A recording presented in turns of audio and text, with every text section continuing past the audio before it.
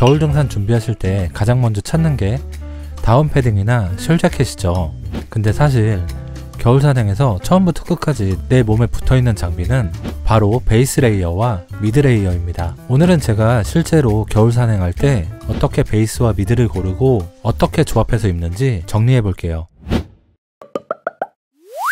안녕하세요, 등산하는 윤씨입니다. 겨울산 영상을 보면 다들 두툼한 다운이나 타이트하게 잠긴 쉘 자켓을 입고 있죠. 딱 눈에 보이는 게 그거라서 겨울에는 외피가 중요하다 이렇게 생각하기 쉽습니다. 근데 진짜 중요한 건 눈에 보이지 않는 속 레이어입니다. 겨울 산행의 핵심은 땀을 얼마나 잘 관리하느냐인데요. 속에서부터 젖기 시작하면 아무리 비싼 다운을 입어도 결국 몸이 식고 피로감이 늘어납니다. 그래서 오늘은 겉옷이 아니라 속옷에 집중하려 합니다. 베이스 레이어는 한마디로 말해서 내 몸에서 나는 땀을 밖으로 빼주는 펌프 같은 역할을 한다고 보시면 좋을 것 같습니다. 이게 잘 되면 미드 레이어가 덜 젖고 체온 유지력도 확 올라가죠. 제가 사용하고 있는 베이스 레이어를 소개합니다. 우선 저는 땀이 좀 많은 편이고요. 산행을 시작하게 되면 등에서부터 이 머리까지 좀 땀을 많이 흘리는 편입니다. 그래서 오늘은 땀쟁이를 위한 그런 장비라고 보시면 좋을 것 같습니다. 첫 번째는 앞서 여름에도 소개한 적이 있었는데 메리노 울 반팔 티셔츠입니다.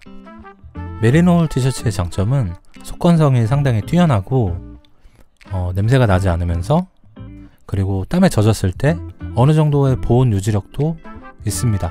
저는 100% 메리노 울을 사용하진 않고요. 혼방으로 되어 있는 메리노 울을 사용하고 있습니다.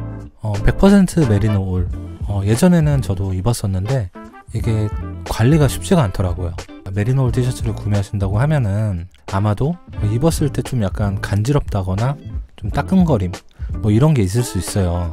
메리노 울 원사 두께를 마이크론이라는 단위로 부르게 되는데요. 보통 브랜드에서 나오는 게 16.5 마이크론, 18.5 마이크론 이렇게 나옵니다. 근데 18.5 마이크론의 메리노 울 티셔츠를 입게 되면 피부가 조금 예민하신 분들은 좀 간지럽다거나 조금 따끔거림을 느끼실 수도 있어요. 그래서 메리노 울을 구매하실 분들이시라면은 매장에 방문을 하셔서 직접 만져보시고 착용도 해보시고 그러고 나서 구매하시는 것을 추천드립니다. 제가 사용하는 메리노 울 같은 경우에는 이 혼방 소재이기 때문에 간지럽다거나 다끔거림이나 이런 불편함은 없고요. 100% 메리노 울보다 내구성도 뛰어난 편입니다. 두 번째 베이스 레이어는 클라터뮤젠사에서 나온 파푸네 터틀넥입니다. 자체 개발한 원단이라고 하는데요. 텐셀, 울, 엘라스틴 이 세 가지를 혼방으로 만들었습니다.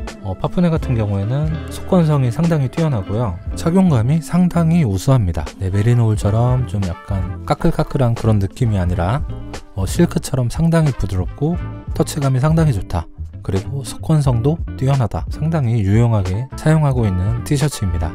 세 번째, 역시 얘도 클라터뮤젠에서 나온 티셔츠인데요. 얘도 기능성 원단이에요. 정말 독특한 게 이게 박스홀 구조로 되어 있어서 땀 배출이 상당히 용이하고 또 어느 정도 보온 효과도 있습니다. 그래서 이 티셔츠 역시 겨울철에 베이스로 활용할 수 있고요. 지금까지 소개해드린 세 가지 베이스 레이어는 굳이 겨울뿐만이 아니라 3계절 혹은 4계절 다 활용이 가능하기 때문에 이런 베이스 레이어를 구매를 하신다고 하시면 오히려 돈을 아끼실 수 있으실 겁니다. 자, 그리고 얘는 브린제 슈퍼서머입니다. 브린제 같은 경우에도 역시 땀 배출이 상당히 우수하고요. 그리고 이게 보기와는 다르게 상당히 따뜻합니다. 따뜻함을 넘어서 덥기까지 합니다. 그래서 완전 극동계, 정말 추울 때 베이스로 브린제를 입으면 딱 좋습니다. 자, 제가 가진 베이스 레이어는 여기까지이고요. 다음은 미드 레이어입니다. 미드 레이어는 내가 만든 체열을 뺏기지 않게 잡아주는 보온 필터 역할을 한다고 보시면 좋을 것 같습니다. 첫 번째, 베이스 레이어이자 미드 레이어인 유지 하프 짚넥입니다. 좀 전에 베이스 레이어로 소개를 해드렸지만 겨울철에 브린제를 베이스로 입고 유지 하프 짚넥을 입으면 이게 상당히 따뜻하면서 땀 배출도 잘 되고 저는 상당히 좋더라고요. 이 유지 하프집이 좀 얇기 때문에 너무 추울 때는 이 파타고니아 R1 에어 자켓을 입습니다.